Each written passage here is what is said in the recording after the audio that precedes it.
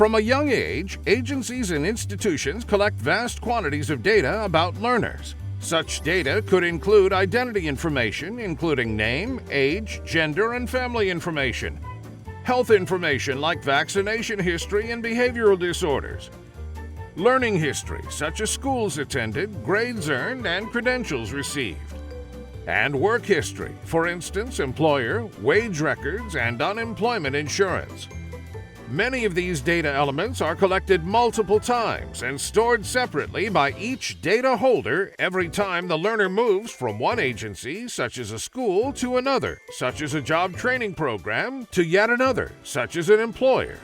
Each is governed by different sets of definitions, rules, and laws, determining what can be shared, with whom, under what circumstances, and with whose permissions.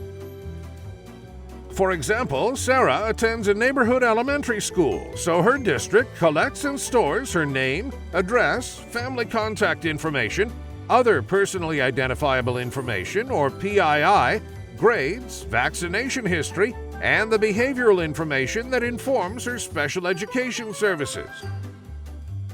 She moves to a charter high school operated by an independent provider, who also collects her name, address, family contact information, and other PII, grades, and her history of special education services, including applicable health information provided by her neighborhood district.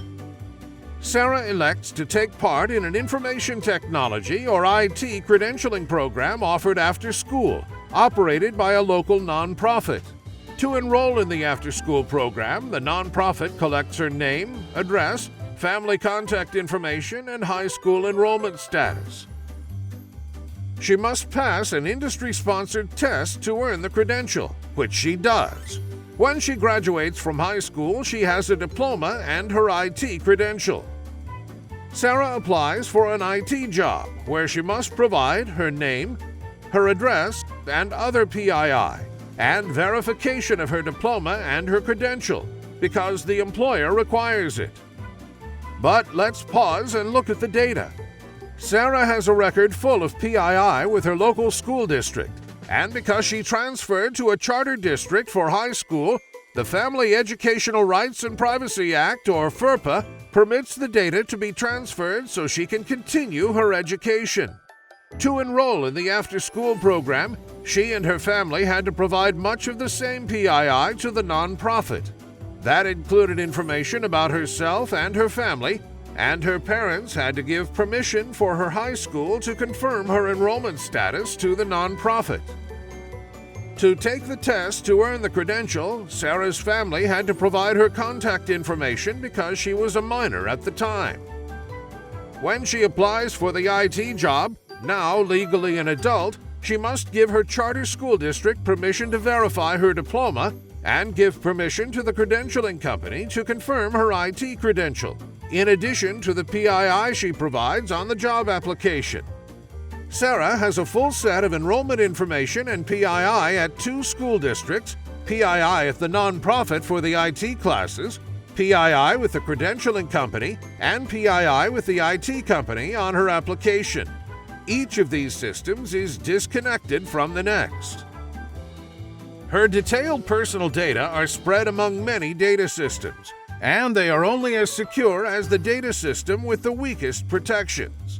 To advance her career, she must know how to navigate each of those systems, how to contact the organization, how to provide consent if needed, and how to get that information to the next step. Distributed ledger technologies, such as blockchains, can help reduce the risk of Sarah's data being changed, lost, or deleted by making her data cryptographically verifiable. While each system will still collect Sarah's PII, blockchains enable the data to be authenticated outside of each individual entity and without contacting them each time. She could easily provide consent, such as with a token for only specific information to be accessed by other systems. In that case, her data would be more secure because of blockchain technology's transparent and distributed nature. Trusted because data within blockchains are difficult to fake, and simple because sharing her diploma and credential with the potential employer could be accomplished as easily as tapping a button on her phone. Sarah's control of her data is one of the foundations of blockchain technology. However, system designers must consider certain privacy questions during development for blockchain to be implemented, which would allow people to control their personal information across these learning and workforce agencies, which is explained more in the video Introduction to Blockchains for Educators. For example, given the privacy requirements surrounding PII from education records, as well as the distributed and transparent nature of many blockchain technologies, what are the most appropriate use cases in the individual industries? How will the system allow changes in permission for consent when changes occur? For example, when the student reaches 18 or enrolls in post-secondary education for education data, or when laws governing the data change. What happens if someone revokes consent after data are shared? How can disconnected systems be encouraged to consolidate and cooperate to create useful blockchain networks? We don't have the answers for you yet, but as Sarah discovered throughout her lifelong learning journey, blockchain technology can provide valuable tools and exciting opportunities. As the technology grows and matures, she, and those adapting it for its many uses, will refine rules and decisions to ensure the systems are efficient, protect individual privacy, and still meet the needs of users. For additional information about blockchains, please see our videos, including Introduction to Blockchains for Educators.